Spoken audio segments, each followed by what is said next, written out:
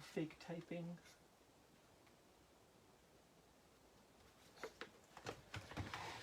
Hello everybody, and welcome to welcome to TMI Live number 42. As it happens, this is episode 42, and in 2 days I'll be turning 42, so that's a kind of interesting convergence of things there. One of many to come, I'm sure. It's Tuesday night, it's 9 p.m. Eastern, so I am in the library of Marshall McLuhan, where most weeks I'm in here going through his library and making an inventory of... my friend Rain says, sounds good, thank you. And thank you to my guy, Andrew Mackay in Pigeon, for fixing my phone for me so we could do this again. Anyway, yeah, so every week I'm in here and I look through my dad's books, sometimes spend a bit of time reading them, and I'm trying to make a complete inventory. I wanted to talk for just a second, and actually I thought I'd read Marshall's introduction forward to the literary criticism of Marshall McLuhan by Eugene McNamara, who Marshall knew at Windsor, University of Windsor. And this is a collection of, as you might imagine, Marshall McLuhan's literary criticism. Before Marshall became well known as a media guru or commentator on culture and technology, he was an up-and-coming, an expert on modernist poetry, and quite well known in academic circles for his literary criticism. And I'm just going to read a little bit about this because it kind of ties into my last broadcast on June 16th on Bloomsday. And we'll set the scene a little bit.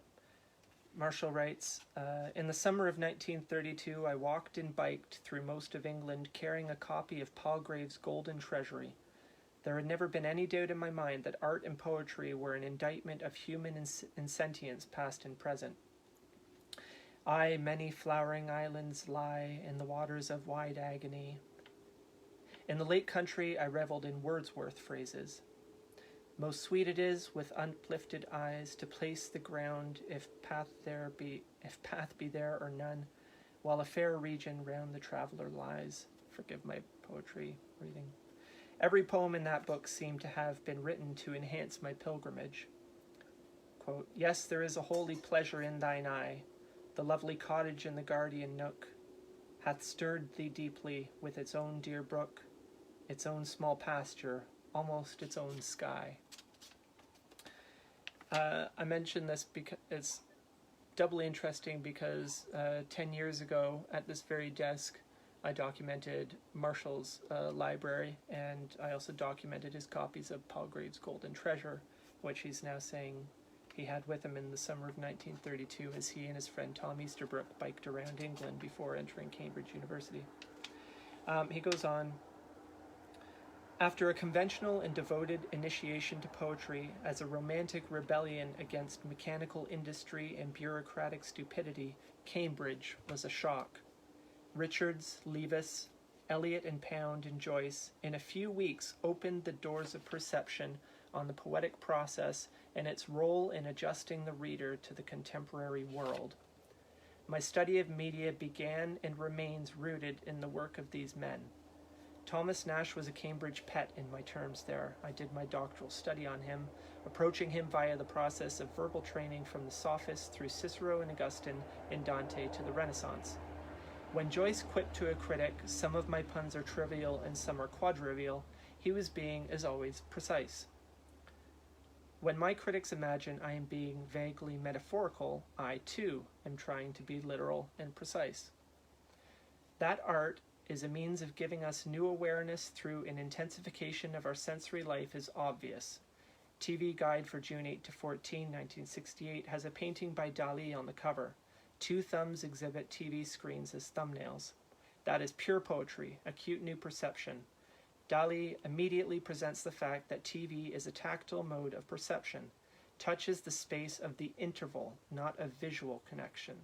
I've been trying to elucidate this fact for years, in vain. The somnambulist knows better. Can't he see TV with his eyes? How could it be tactile? Pasteur was thrown out of the medical profession because he insisted that doctors wash their hands before surgery. They knew better. They could see their hands were clean.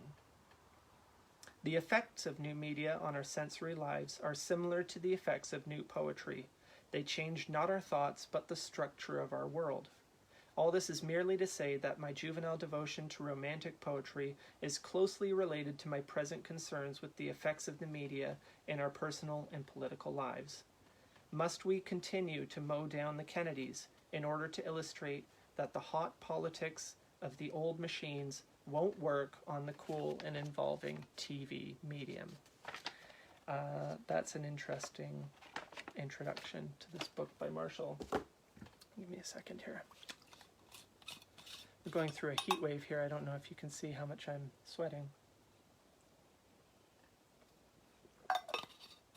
By the way, I don't know if many of you have noticed the logo I use on for the McLuhan Institute is based on this logo, which is a pigeon sitting atop a W for Winnipeg. And this is because Marshall liked to call himself a Winnipigeon, which is kind of funny. I don't think that was a thing. That was just his thing. And so for the McLuhan Institute, I literally and metaphorically flip the bird, and it's an M for McLuhan with a pigeon hanging from it. I don't know all that much about Marshall's time in Winnipeg. I've heard reference to something called the Winnipeg School of Communication, which is something I wish I knew more about. Well, you know, Andrew, what have we might here? Be able to help you out there. Oh my goodness. Would you look at that? It's my friends Jarrett and Jen from Winnipeg. What are you guys doing here? Hello. Everyone, I'd like you to meet Jarrett and Jen from Winnipeg, who know a lot about Marshall's time in Winnipeg and about this thing called the Winnipeg School of Communication. Tell us.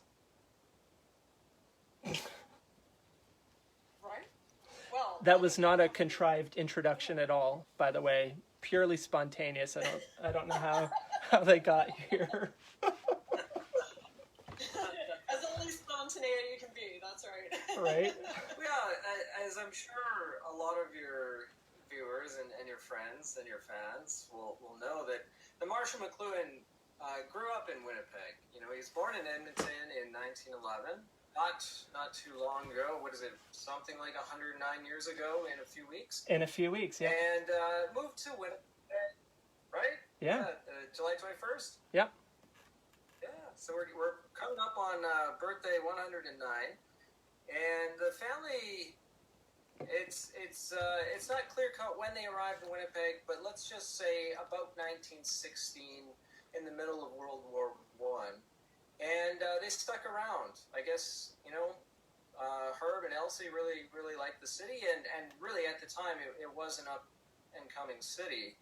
And so Marshall grew up here in Winnipeg, and if anybody's ever been to Winnipeg, not a lot changes per se. The ground remains very, very stable, while the figures sort of, you know, change with the times. But the Winnipeg of today is still the Winnipeg of McLuhan.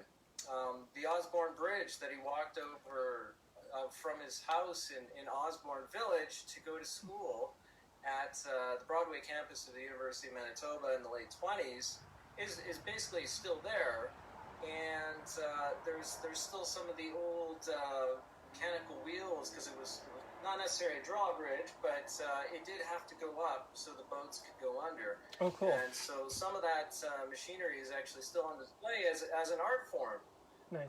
Today at the foot of the bridge. You know, Marshall McLuhan was, you know, a lot of people will say he was formed in Winnipeg, and we tend to agree. Yeah. A little known fact, I don't know, you know, everybody who's listening has heard of the Toronto School of Communication and might wonder, oh, what's the Winnipeg School of Communication have to do with all that? So the little known fact is that depending how you slice it, Explorations was the start of what we now know as the Toronto School of Communication. Right. And the five members, the core members, three of those five were from Winnipeg. Okay. David Carlton Williams. Yeah. Thomas Easterbrook and Marshall McLuhan. So three of the five were Winnipeggers. And this is a little known fact. And the Winnipeg School is sort of like the prehistory of the Toronto School. Mm-hmm. And we've started this initiative in honor, but also, what would you say? Well, just to carry on in the tradition, but also to move it forward.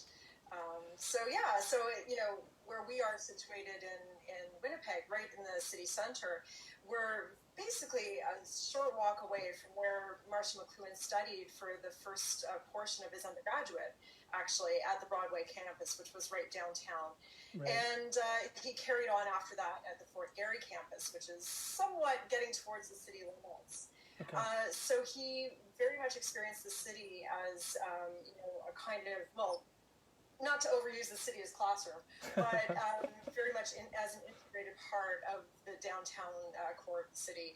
So we are here as the Winnipeg School of Communication to carry forward that legacy, but also to really, I think, emphasize the fact that we have a uniquely Canadian perspective throughout this country on media and communications, where Winnipeg is one of those essential hubs. Yeah, and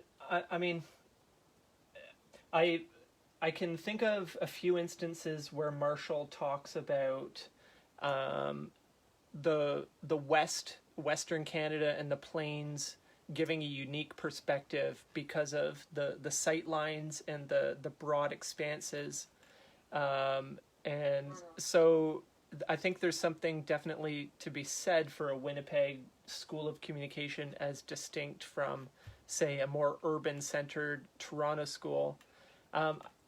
Since you mentioned the city of classroom, I can't think of many times of Marshall talking about Winnipeg as a city. Do you know much about that? Yeah. Yeah?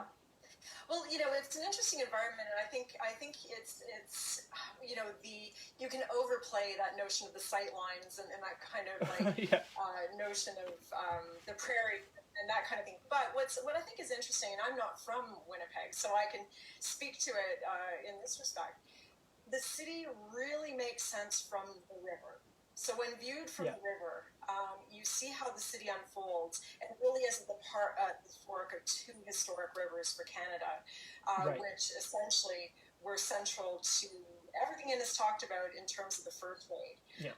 So it's got a real power in terms of its confluence and where you head from here. So you've got the opportunity certainly to forge towards the north, the northwest, and certainly back east as well. But it's definitely a totally different frontier feeling here, even still today, as opposed to Toronto, which has a completely different cast. Yeah, actually, it's I'm glad you mentioned the rivers because that's certainly why Winnipeg grew to be a major power early on. Was its value as the joining of these two major rivers for the fur trade.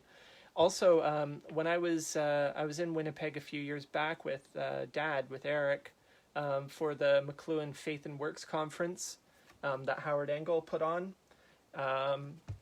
And one of the presentations there was really great because it talked about just that time in the 20s when the McLuhans were in Winnipeg and why they were there. Because back in that time, it was no longer important so much because of the rivers, but because of the railroad. And it was a major railhead. And it also had a connection with, is it St. Paul, Minnesota, that's nearby? St. Paul, yeah? Yes. Oh, Minnesota, yeah. Yeah, right. And so there was a lot of cross-traffic there. But they moved, I think the way I hear it is Elsie sort of forced the move to Winnipeg from Edmonton for her career, her elocution career. For the opportunities that Winnipeg as a much more major center had back then. So you guys have started this thing called WinSox, the Winnipeg School of Communication. And tell us a little bit about that.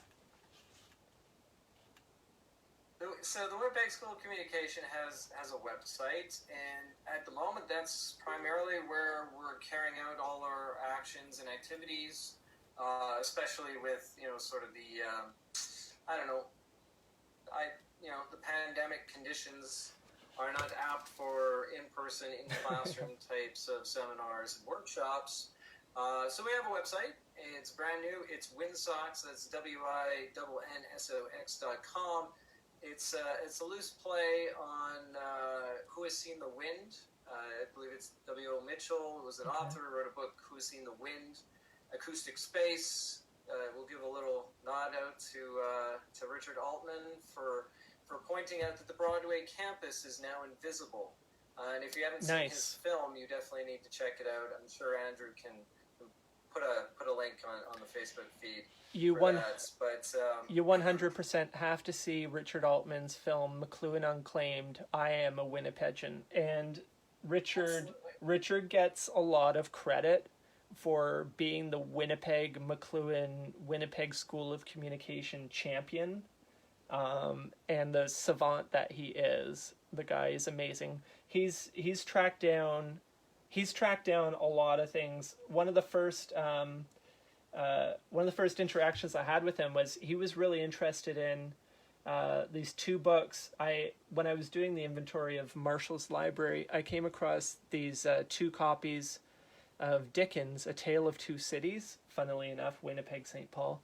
And they were like damaged, like water damaged. And on the inside cover, Marshall writes, these two volumes owe their condition to a boat capsize on the Red River in Manitoba, and it has the date.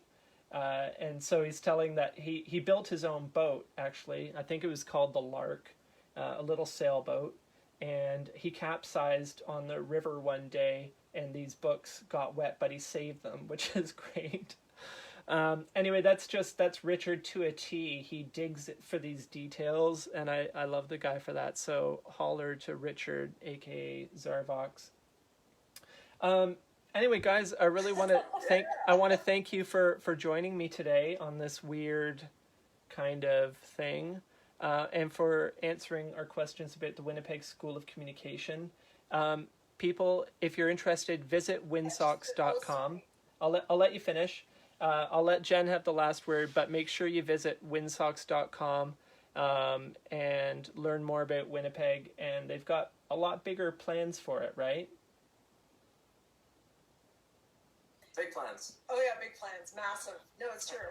It's true we do. But one of the important things would be to check out the journal, which is essentially it's an open readers, open writers journal.